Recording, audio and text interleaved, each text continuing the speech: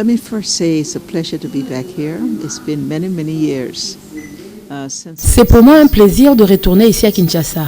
Cela fait beaucoup d'années. La raison d'être de ma visite est d'échanger avec les femmes congolaises. Yes, I'm going to be joining them to talk about women empowerment, women in business. Pour parler de l'autonomisation de la femme avec les femmes d'affaires et voir la nouvelle génération des femmes. J'attends impatiemment cette rencontre pour partager mon expérience, mes idées avec elles et voir la façon dont elles travaillent pour promouvoir la femme, la jeunesse, l'emploi par rapport à ce que je fais. It will be a great opportunity for me to exchange with them, to get their ideas, to see what they are doing. Le quorum est largement atteint. La plénière peut valablement siéger, a annoncé ce mardi 3 septembre la présidente de l'Assemblée nationale. Le gouvernement de la République, sous la direction de son Premier ministre, était en place. À l'invitation de l'honorable Janine Mabunda Liokomoudiaï, Sylvestre Ilunga Ilukamba propose 15 piliers pour convaincre les élus du peuple en vue de l'investiture de son équipe gouvernementale. L'appel nominal de chaque vice-premier ministre, ministre d'État, ministre délégué et vice-ministre a introduit son discours-programme ayant pour fondement le redressement national à partir de la base. Ses principaux piliers comprennent la pacification du pays et la promotion de la réconciliation, de la cohésion et de l'unité nationale. Autres piliers concernent le renforcement de l'autorité de l'État et la promotion de l'État de droit et de la démocratie. Il y a également la redynamisation de la diplomatie suivie de la réhabilitation de son image de marque. À noter la diversification de l'économie, la modernisation des infrastructures de base, y compris l'amélioration des conditions sociales, sans oublier l'autonomisation des femmes et la promotion de la jeunesse. Ces discours ont suscité un débat général sans complaisance. Les députés nationaux de la majorité comme de l'opposition qui se sont succédés à la tribune ont relevé les caractères non chiffrés du programme. Plus de recommandations que des contestations. Certains élus exigent l'insertion du recensement de la population avec possibilité de mettre la carte d'identité. Les autres considèrent que le temps n'est plus au discours mais de passer vite aux actes. Autant de préoccupations exprimées. Le Premier ministre Sylvestre Ilunga Ilukamba a sollicité et obtenu 48 heures pour une réplique appropriée. Bien avant, les questeurs adjoints faisant office de rapporteurs de l'Assemblée nationale a rappelé les ordonnances du chef de l'État portant nomination du gouvernement. L'honorable Innocent Union Vakpa Katumba a en outre procédé à la lecture de la correspondance du Premier ministre relative à l'audition du programme du gouvernement et son investiture adressée au bureau de la Chambre basse du Parlement. Nous venons de suivre le programme du gouvernement de son Excellence M. Ilunga Ilukamba, lequel est axé sur 15 piliers. Et tous ces 15 piliers sont prioritaires pour la République démocratique du Congo, notamment en commençant par la pacification, par la redynamisation de la diplomatie, par la promotion des sports et loisirs, également aussi sur le plan financier et sur le plan construction des infrastructures. J'ai apprécié ce programme et que j'espère que l'Assemblée nationale et les honorables députés vont adopter ce programme en vue de donner les moyens au Premier ministre de pouvoir traduire ce programme dans les chiffres, également aussi traduire ce programme dans les actions en vue de permettre à la République démocratique du Congo de connaître l'émergence, surtout sur le plan de la diplomatie, sur le plan de la pacification du pays, également aussi sur le plan sanitaire et éducationnel. C'est un programme ambitieux que nous avons beaucoup apprécié et que nous encourageons le Premier ministre avec son gouvernement de ne pas trop parler, mais plutôt de passer aux actions à travers les différents ministères. Et nous allons juger ce programme et nous allons juger les différents ministres dans leurs actions. Et que les honorables députés vont à tout moment essayer de surveiller l'applicabilité de ce programme par les différents ministères. Étant membre de la majorité parlementaire, nous allons adopter ce programme. Mais moyennant, nous allons faire quelques observations en vue de permettre au Premier ministre d'améliorer ce programme et d'améliorer les actions qu'il va mener pour l'émergence du Congo. Moi, j'ai apprécié le discours de M. le Premier ministre au regard de sa concision et sa flexibilité. À mon sens, un tel discours permet d'être compris par les citoyens, le Congolais moyen. Et la flexibilité permet aux différents ministres sectoriels de s'affirmer et de montrer leurs compétences dans leurs secteurs respectifs. Étant donné que nous sommes à la rentrée scolaire et que le chef de l'État, le président de la République, a fait appliquer la Constitution qui prévoyait la gratuité de l'enseignement, il aurait fallu que l'on nous dise un peu quelles sont les mesures pratiques qui soient plus explicites. C'est un gouvernement que nous avons tant attendu. Et aujourd'hui, qu'ils sont arrivés à présenter leurs programmes, leur gouvernement, nous ne pouvons qu'être contentes par rapport à ce qu'ils ont dit. Parce que nous, les peuples congolais, nous avons longtemps attendu ces programmes-là. Et puis, chacun de nous, chaque être a droit à présenter ce qu'il a comme ambition. Ces programmes-là, ils l'ont élaboré et nous souhaitons que ces programmes-là arrivent à sa fin. Programme fondé sur 15 piliers, où l'on sent effectivement que les actions préconisées sont fondées sur une connaissance profonde des dossiers et sur une consultation large des représentants du peuple.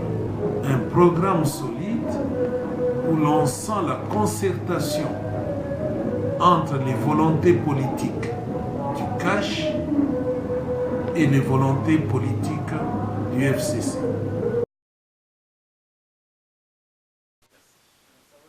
Il est vice-ministre sortant de la coopération et nouvellement nommé au poste de vice-ministre du plan.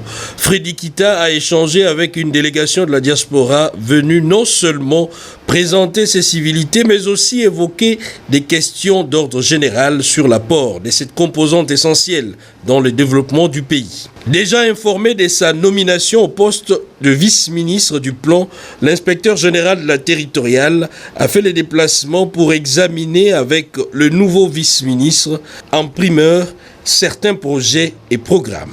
Pour moi, c'est une joie immense. Je suis venu lui présenter de vive voix mes sincères félicitations pour son maintien au gouvernement. Les deux, dans le cadre, disons, du fonctionnement de l'inspection générale territoriale et de l'école territoriale, nous avons à travailler avec lui au sein du ministère du Plan.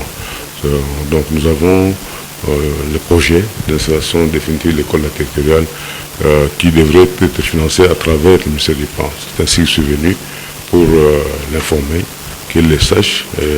Ça sera autant avec la maman vice-premier ministre, ministre du Plan.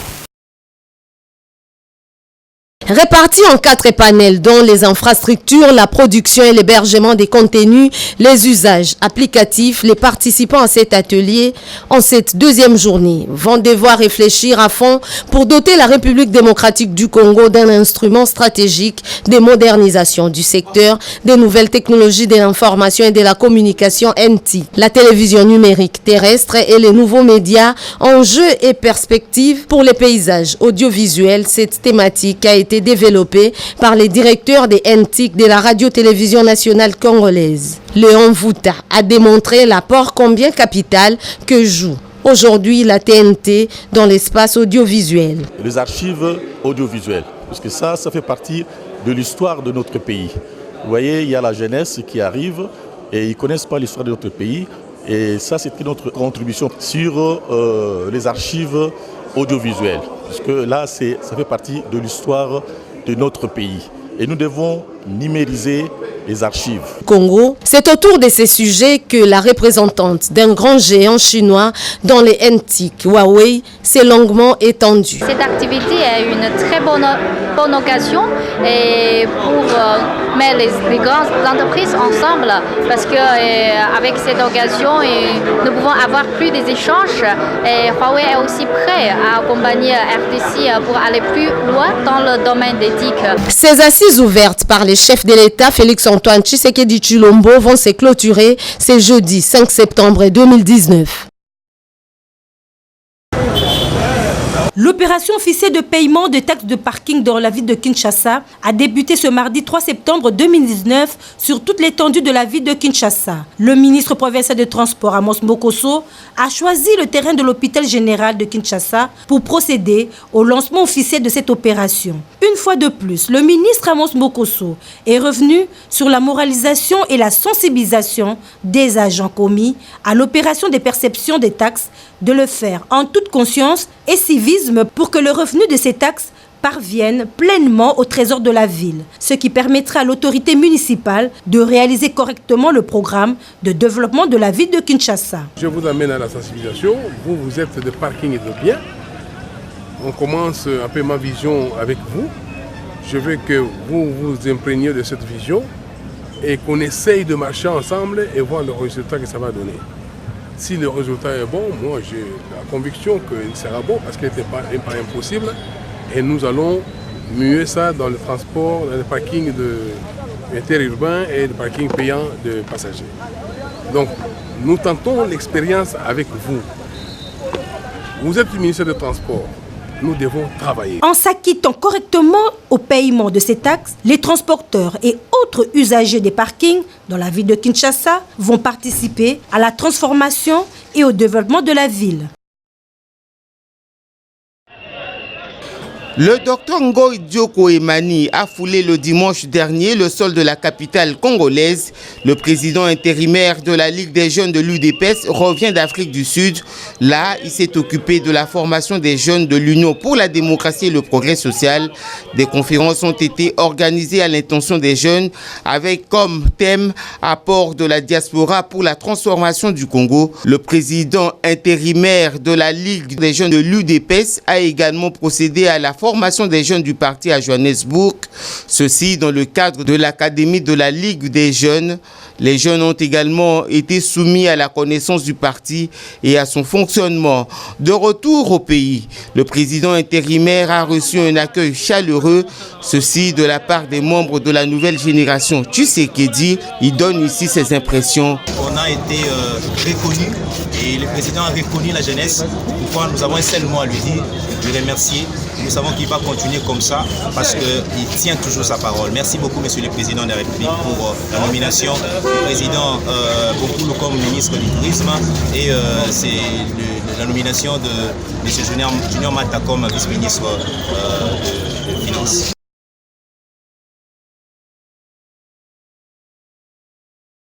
La cérémonie de la rentrée scolaire a eu lieu d'abord au complexe scolaire Katwe, puis à Umoja International French School, ce devant les élèves, les parents et les responsables scolaires. L'ambassadeur Jean-Pierre Massala a assuré les responsables des écoles du soutien de l'ambassade. Appliquez-vous dès le départ afin que nous n'ayons pas de surprises, que ce soit au niveau de l'enseignement primaire, que ce soit au niveau de l'enseignement secondaire. Et soyez rassurés de notre soutien au gouvernement des élèves de l'école primaire et soyez rassurés aussi de notre soutien au gouvernement du secondaire. Donc, s'il y a des problèmes, n'hésitez pas de nous consulter, nous serons prêts pour vous soutenir. Et l'ambassade, à travers sa section éducation, ne cesse d'engager des efforts pour vous trouver aussi des moyens pour vous permettre de vous épanouir à l'université. Actuellement, l'Ouganda compte 3 écoles privées agréées par les autorités de la République démocratique du Congo sous la supervision de l'ambassade de la RDC à Kampala. 2 autres écoles attendent leur agrément, notamment le complexe scolaire Aigle du Ciel et le complexe scolaire Hope. Plus ou moins 700 enfants sont attendus cette année scolaire 2019-2020 dans les écoles précitées.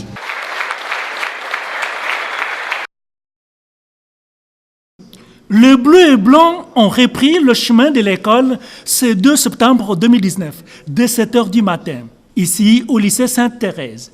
Vers Zéry, dans la commune de Kimbantseke, les élèves étaient présents avec détermination, accompagnés de leurs parents. La sœur Beik, responsable de cette école, explique les constats faits sur la rentrée scolaire. Juste à côté, une autre école conventionnelle catholique, Saint-Boniface, toujours dans la commune de Kimbantseke, a ouvert les portes aux élèves. Cette belle initiative du gouvernement congolais est un pas vers le développement. Non scolaire, sed vitae. On n'étudie pas pour l'école, mais pour la vie.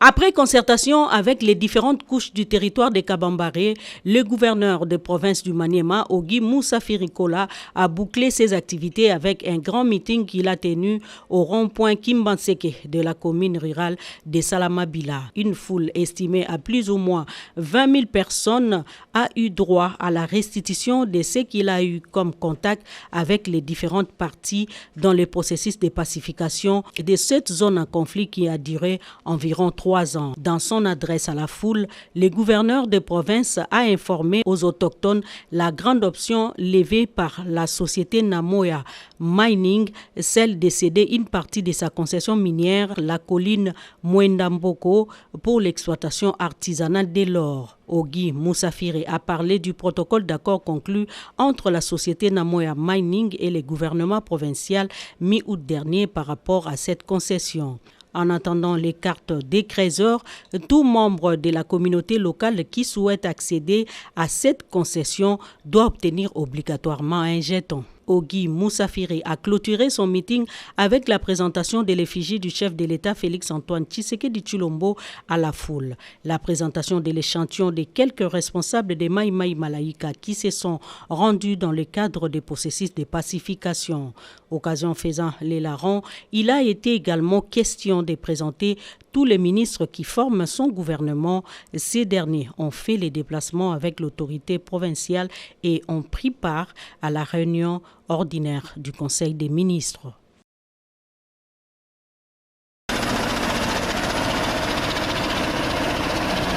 Conformément au code minier en vigueur en République démocratique du Congo, toute entreprise minière doit payer la redevance dans l'entité où elle exerce ses activités. La commune de la Rouachi est l'une des seules qui bénéficie de cet avantage. Ainsi, cet argent perçu pour les comptes de la redevance a comme objectif de faciliter le développement des entités territoriales décentralisées.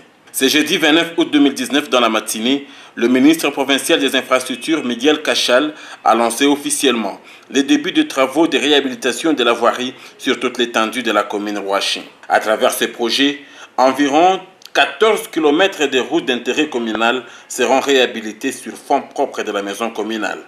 Dans son monde de circonstances, Brigitte Biamungu, bourgmestre de cette municipalité, a fait savoir que, grâce à la redevance minière, on peut enfin développer notre commune qui héberge 2 grandes entreprises qui extraient les minéraux dans notre sous-sol. Pour nous, ce qui était rêve devient une réalité parce qu'on était en train de se dire à quand vraiment on peut nous aider à réhabiliter cet acteur. Il y a eu des équipes qui sont descendues pour visualiser ici, pour constater. La population est témoin, ils venaient que constater, on viendra arranger, constater. Mais aujourd'hui quand même, vraiment, ça vient d'être concrétisé. À en croire le propos du directeur provincial de l'Office des routes, entreprise commis à la réalisation de ces projets, ces travaux de réhabilitation des routes d'intérêt communal prendront fin dans exactement 30 jours. Le gouverneur du Kasaï a connu un début de semaine surchargé. Dieudonné Piémé a démarré ses activités par le lancement de la rentrée scolaire 2019-2020. À travers une ronde effectuée dans les différentes écoles de la ville de Tchikapa, le numéro 1 de la province s'est rendu compte de l'effectivité de la rentrée scolaire. Après cette ronde, le gouverneur de province s'est rendu sur le site de construction du bâtiment jumelé, Assemblée provinciale, gouvernorat de province, lieu où le mur du vieux bâtiment en démolition a fait un mort et 3 blessés. Avec mort dans l'âme, le chef de l'exécutif provincial a ordonné que les décombres soient complètement vidés et a en même temps rappelé aux parents de veiller sur leurs enfants. Dieudonné Piémé a fait la descente à l'hôpital général de référence de Kanzala où sont internés les blessés sur fonds propres du gouvernement provincial qui a également pris en charge les obsèques de l'unique enfant décédé. C'est un incident malheureux. Je me joins aux familles pour regretter ceci en appelant à nos frères et sœurs de faire attention. Nous avons prévu la démolition de ce bâtiment. Je viens d'ordonner au gouvernement de prendre en charge les frais des obsèques et les instructions sont données pour que la prise en charge médicale soit assurée. Autre activité, le gouverneur de province s'est entretenu avec les anciens chefs miliciens, question de transmettre le message de paix de la part du chef de l'État Félix-Antoine Tshisekedi. Très émus de ces retrouvailles, les anciens chefs miliciens Mbaounkanka et Moubiaï Moukabakaba ont rassuré le gouverneur de leur vouloir de consolider la paix et ont en même temps émis un appel vibrant à tous les déplacés de guerre. La cérémonie a eu lieu au village de Bakwachilanda dans la concession des New Fermes Moudiba en territoire de Lupatapata, 25 km de la ville de Mbujimaï. C'était en présence de la vice-gouverneur de province et autres autorités politico-administratives, le membre du cadre de pilotage du secteur agricole et les paysans. Selon les statistiques présentées par les coordonnateurs en charge de l'agriculture au Kasaï oriental, la province est toujours déficitaire en maïs alors que le besoin de la population doit être de plus de 7 850 000 kg. Les chiffres révèlent également un déficit d'1 100 000 tonnes en viande pour la province. Il faut donc embrasser l'élevage à grande échelle pour lutter contre cette insécurité alimentaire. C'est ainsi que Mutombo Koni a salué la relance du site agricole de Daipen à Lukelenge sur initiative du chef de l'État Félix-Antoine Tshisekedi Tshilombo. L'administrateur du territoire Crispin Biyamutambaye a fait un plaidoyer au gouverneur de province pour l'appui de ces territoires en intrants agricoles et la mise en place de points de vente des semences améliorées. Même vœu émis par le ministre provincial intérimaire de l'agriculture, pêche et élevage. Le responsable de la concession New Ferme Moudiba, avec à leur tête le président honoraire de l'Assemblée provinciale, Marcel Kalala Mutombo, ont sollicité l'appui de l'autorité provinciale à cette ferme pour l'amélioration des activités agricoles et la desserte en eau potable. Le gouverneur de province, Jean-Maouéja Mouteba, a, avant de remettre symboliquement les matériels champêtres aux paysans, invité tout le monde à investir dans le secteur agricole afin de résoudre le problème de l'insécurité alimentaire au Kasaï oriental. La province du Kasaï oriental est comptée parmi les provinces dont les besoins en développement est le plus ressenti. Sa population subit sévèrement l'insécurité alimentaire. Sa bourse ne lui permettant pas d'avoir facilement accès à une alimentation de qualité, nous savons toutefois qu'au-delà d'être une province minière, notre chère province est essentiellement agricole. Le gouvernement provincial se souvient de l'appui de ses partenaires techniques et financiers intervenant dans les secteurs de développement. Nous les invitons à plus d'engagement qu'avant. Le gouvernement et moi-même comptons sur votre engagement et vous rassurons de toutes les facilités nécessaires pour que la production que nous attendons soit de nature à mettre notre population à l'abri de la faim. Puis, le gouverneur de province, Jean-Maouéja Mouteba, est monté sous le char automobile pour lancer officiellement la campagne agricole saison A.